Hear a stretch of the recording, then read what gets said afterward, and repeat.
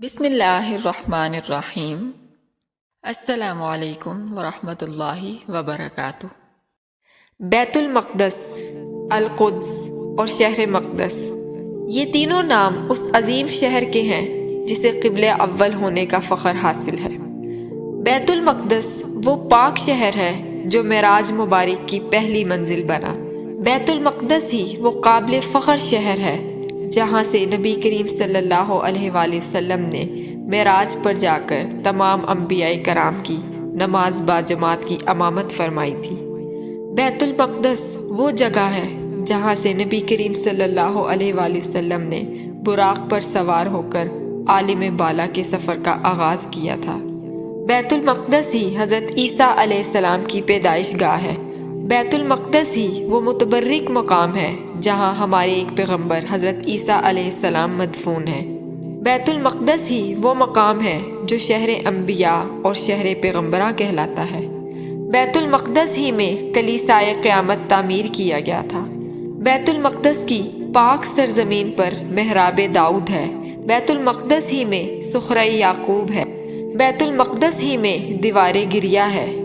بیت المقدس ہی کی پاک سرزمین پر ہیکل سلیمانی ہے، اور بیت المقدس ہی وہ پہلا اور آخری شہر ہے جہاں کے باشندوں نے پہلی بار کسی فاتح شہر کے داخلے پر جشن عظیم منایا تھا، اور یہ فاتح مسلمانوں کے خلیفہ دوم سیدنا عمر فاروق رضی اللہ تعالیٰ عنہ تھے۔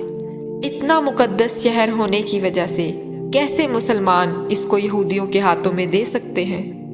تاریخ اس بات کی بھی شاہد ہے کہ فلسطین کے وہ لوگ جو ایام حج میں اپنی غربت کی بنا پر مکہ مدینہ نہ جا سکتے تھے، وہ ان ایام میں بیت المقدس میں جمع ہوتے اور قبلہ اول کی زیارت کو عزت اور توقیر جانتے تھے۔ لیکن عبد الملک کے دور میں اس شہر کی عظمت اور وقار میں اور زیادہ اضافہ ہوا، اور وہ لوگ جو عبداللہ بن زبیر اور خلیفہ عبد الملک کی جنگوں کے خوف سے حرمین شریف کے حج کو نہیں جا سکتے تھے، وہ اس طرف کا رخ کرنے لگے۔ تاریخ اس مقدس شہر پر نازل ہونے والی برکات کا شمار نہیں کر سکتی، اور نہ ہی ان عظمتوں کو سمیٹ سکتی ہے جو اسے اسلامی دور حکومت میں حاصل تھی۔ البتہ تاریخ سے یہ ضرور معلوم ہوتا ہے کہ اسلامی دور حکومت میں بیت المقدس امن و امان کا مرکز اور علم و ہنر کا گہوارہ تھا۔ مورخین کا اس بات پر اتفاق ہے کہ بیت المقدس پر مسلمانوں کے تسلط کو عیسائیوں نے کبھی برداشت نہیں کیا۔ وہ ہمیشہ مسلمانوں کے قبضے سے ناخوش رہے، اور روم کی عیسائی سلطنت کے حکمرانوں نے اسلامی سرحدوں پر بار بار حملے کیے، لیکن انہیں ہر بار شکست کا منہ دیکھنا پڑا۔ سلطان صلاح الدین ایوبی کو فاتح بیت المقدس کے نام سے پکارا جاتا ہے۔ یہ لقب اسے واقعی زیب دیتا ہے، کیونکہ مورخ عام طور سے صلاح الدین پر کچھ اس طرح تبصرہ کرتے ہیں: خدا کی راہ میں لڑنا صلاح الدین کا ایک دلی جذبہ تھا، اس کا دل ہمیشہ اسی میں لپٹا رہتا، اور اسی میں اس نے جان و تن کو کھپا دیا۔ آخری 3 سالوں میں تو سوائے جہاد کے اور کوئی خیال اس کے دل میں آتا ہی نہیں تھا، سوائے جہاد کے وہ کسی اور موضوع پر بات ہی نہ کرتا۔ اس نے ہر عیش و آرام اور بال بچوں میں رہنے کی خوشی کو اس خدمت پر قربان کر رکھا تھا۔ ایک دن اس نے اپنے دوست سے پوچھا، موتوں میں سب سے شاندار موت کون سی ہے؟ اس کے دوست نے جواب دیا، خدا کی راہ میں جان دینا سب سے بہتر موت ہے۔ صلاح الدین مسکرایا اور کہا، میں اسی شاندار موت کے دروازے کی طرف جا رہا ہوں۔ دنیا کی تمام زبانوں کے مورخین اس بات پر اتفاق کرتے ہیں کہ دنیا کا کوئی شہر بیت المقدس سے زیادہ قدیم نہیں ہے۔ اس شہر مقدس کو مختلف قوموں نے مختلف ناموں سے نوازا۔ یہودی اور عیسائی آج بھی بڑے فخر سے اسے یروشلم کہتے ہیں۔ بیت المقدس کو سٹی آف پیس یعنی امن کا شہر بھی کہتے ہیں، لیکن جب اس کو اس نام سے پکارا جاتا ہے تو تاریخ اس نام کو تسلیم کرنے سے انکار کر دیتی ہے، کیونکہ اس شہر کی قدیم تاریخ میں مشکل سے 20 سال ایسے ملیں گے جن کے دوران یہاں کے باشندوں کو امن و سکون دیکھنا نصیب ہوا ہو، ورنہ نوع انسانی کی خون چکا تاریخ یہاں اپنے آپ کو بار بار دہراتی ہے۔ ان واقعات کو اگر یکجا کیا جائے تو یہاں کی لڑائیوں کی فہرست مکمل نہیں ہو سکتی۔ مجروح ہونے والوں اور مرنے والوں کی گنتی انسان کو تھکا دیتی ہے، اور یہاں کی لڑائیوں کی فہرست مرتب کرنے کے لیے عمریں درکار ہیں۔ اس کے باوجود بیت المقدس اپنی جگہ پر موجود ہے اور اس کی تقدیس میں ذرہ برابر بھی فرق نہیں آیا۔ یہ کرۂ ارض کی مختلف اقوام کے لیے آج بھی امن کا شہر ہے۔ بیت المقدس ہمارا قبلہ اول ہے۔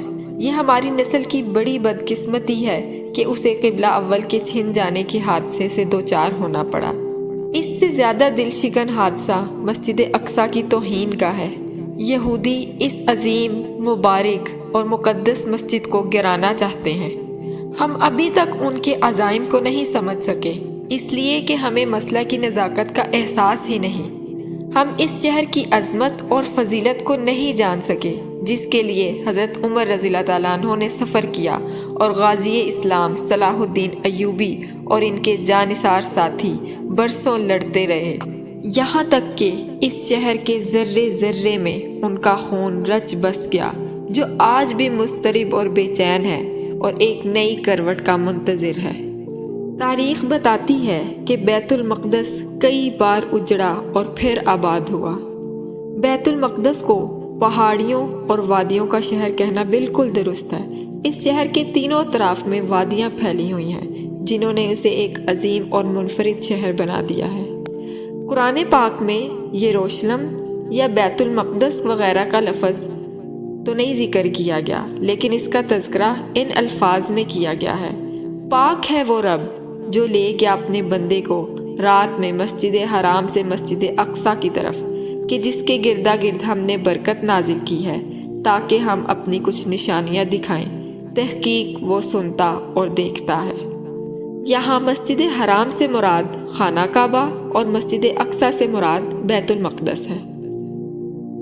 اور قرآنی آیات میں جس واقعے کی طرف اشارہ ہے وہ وہی واقعہ معراج مبارک ہے جس سے ہر مسلمان واقف ہے۔ محققین کے نزدیک ہجرت سے 1 سال قبل رجب کی 27 تاریخ کو یہ واقعہ معراج پیش آیا۔ مسجد اقصیٰ حضور صلی اللہ علیہ وآلہ وسلم اور مسلمانوں کا پہلا قبلہ بھی رہ چکی ہے۔ اس کے گرد و پیش میں اللہ تعالیٰ نے برکتیں نازل فرمائیں، وہ دینی بھی ہیں اور دنیاوی بھی ہیں۔ حضرت عمر رضی اللہ تعالیٰ عنہ نے فتح بیت المقدس کے بعد کہا تھا: اس شہر کے ہم مالک ہیں اور ہم عیسیٰ اور موسیٰ کے، عیسائیوں اور یہودیوں سے بہتر وارث ہیں۔ نبی صلی اللہ علیہ وآلہ وسلم کا ارشاد مبارک ہے کہ صرف 3 مسجدوں کی زیارت کے لیے حصول ثواب کی خاطر رخت سفر باندھنا چاہیے، یعنی مسجد حرام، مسجد اقصیٰ اور مسجد نبوی۔ وہ مقدس مقامات جن کی بدولت یہ مقدس شہر مسلمانوں، عیسائیوں اور یہودیوں کی عقیدت کا مرکز ہے، وہ شہر کی مشرقی پہاڑی پر ایک احاطہ میں ہے جسے اہل اسلام حرم شریف کے نام سے پکارتے ہیں اور جو بیت المقدس کا مقدس ترین حصہ ہے۔ جس جگہ آج مسجد اقصیٰ واقع ہے، یہودی روایت کے مطابق اس جگہ کبھی ہیکل سلیمانی قائم تھا۔ ترقی کے اس دور میں دشمنوں کی کاروائیاں کسی سے پوشیدہ نہیں رہ سکتی۔ آج کل بیت المقدس میں جو کچھ ہو رہا ہے اسے ہم اپنی کھلی آنکھوں سے روز ٹی وی پر دیکھتے ہیں۔ یہودی بے دھڑک فلسطینیوں پر بمباری کر رہے ہیں، بڑے کیا، بچے کیا، مرد کیا، عورت کیا، ان یہودیوں کو کسی پر ترس نہیں آتا۔ مسلمانوں کو یہ بات یاد رکھنی چاہیے کہ یہودیوں نے مسلمانوں کا بیت المقدس پر قبضہ کبھی قبول نہیں کیا۔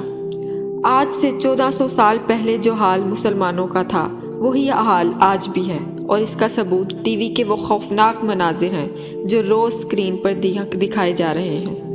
اللہ پاک ان یہودیوں کو نیست و نابود کرے اور مسلمانوں کا مقدس شہر بیت المقدس واپس کرے، آمین۔ ویڈیو پسند آئے تو لائک اور چینل کو ضرور سبسکرائب کر دیں۔ جزاک اللہ۔